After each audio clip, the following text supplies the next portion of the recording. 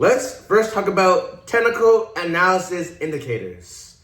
These indicators depend on a stock's price and the history of stock movement, and it operates under the key assumption that what happened in the past is likely to happen in the future.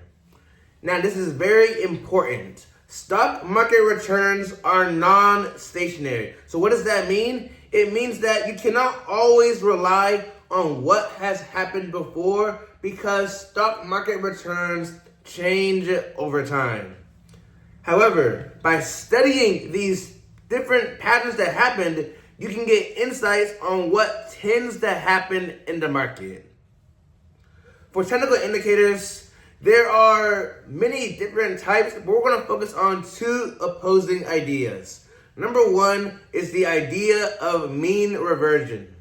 What this says is that stocks tend to have a certain price. It tends to operate around its average price.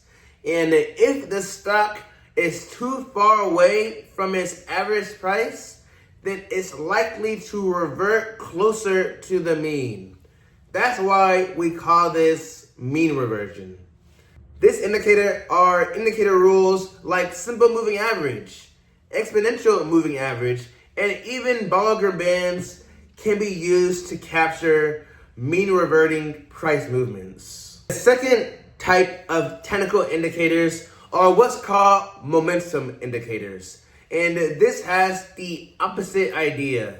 It has if a stock is moving in a certain direction, that is likely to continue moving in that direction. Some examples of this indicator are relative strength index or RSI and moving average convergence divergence or MACD. There are other types of technical indicators too, like average true range, a stock's price, and even using arithmetic to combine the indicators together. But all technical indicators do one key thing. They try to examine historical price movement and predict what might happen next based on what has happened in the past.